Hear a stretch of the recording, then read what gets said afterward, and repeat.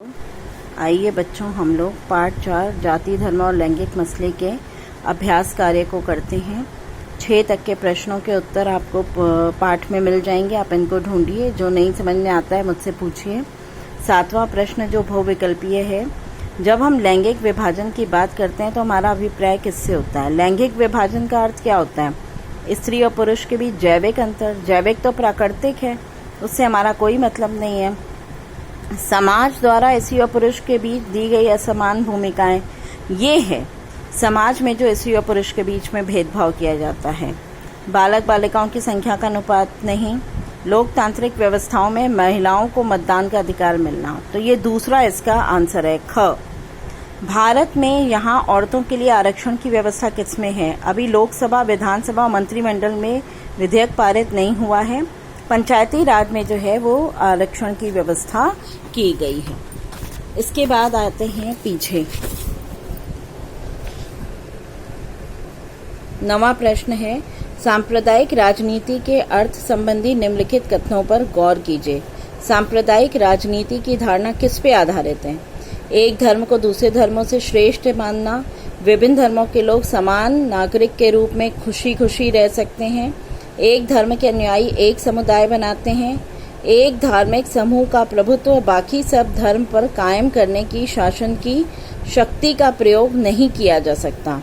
इसमें आपसे प्रश्न पूछा गया है कि सांप्रदायिक राजनीति का अर्थ निम्नलिखित कथनों पर गौर करें। सांप्रदायिक राजनीति की धारणा किस पे आधारित है?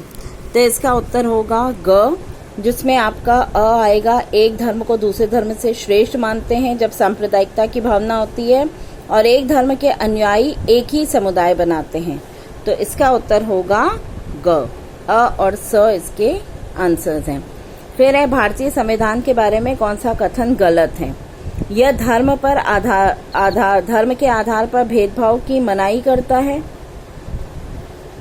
ये तो धर्म के आधार पर भेदभाव की मनाही करता है। हाँ, यह एक धर्म को राजकीय धर्म बताता है। कौन सा कथन गलत है? ये तो सही है कि धर्म के आधार पर भेदभाव की मनाही करता है, राजकीय धर्म बनाता है, ये गलत है। हमारा कोई राजकीय धर्म नहीं है, सभी लोगों को कोई भी धर्म मानने की आजादी देता है, ये भी सही है। किसी धार्मिक समुदाय के सभी नागरिकों को बराबरी का अधिकार देता है, ये भी सही है। तो इसका उत्तर है ख, हमारे यहाँ किसी भी धर्म को राजकीय धर्म नहीं बताता है। फिर आता है 11वां प्रश्न, डैश पर आधारित सामाजिक विभाजन सिर्फ भारत में है, जाति पर आधारित। अब इसमें ये सूची 1 को 2 से हम लोग मिलान करेंगे। सूची 1 में दिया है, अधिकारों और अवसरों के मामले में स्त्री और पुरुष को बराबर मानने वाला व्यक्ति। इसमें सांप्रदायिक जो होता है वो धर्म के आधार पे होता है, ये नारीवादी होगा इसका उत्तर, जो स्त्री और पुरुष में बराबर मानता है। फिर आता है, धर्म को समुदाय का मुख्य आधार, केवल धर्म को मुख्य आधार मानने वाला व्यक्ति सांप्रदायिक होता है। फिर है, जाति को समुदाय का मुख्य आधार मानने वाला व्यक्ति जातिवादी होता है। फिर है, व्यक्तियों के बीच धार्मिक आस्था के आधार पर भेदभाव न करने वाला व्यक्ति, जो भेदभाव न करे वो धर्मनिरपेक्ष होता है। तो इस तरह इस सूची का मिलान में आपका जो रेग है उत्तर, जिसमें ख, क, ग, घ और ग आता है, ये आपका उत्तर सही है। इनको आप अपनी कॉपी में कर लीजिए।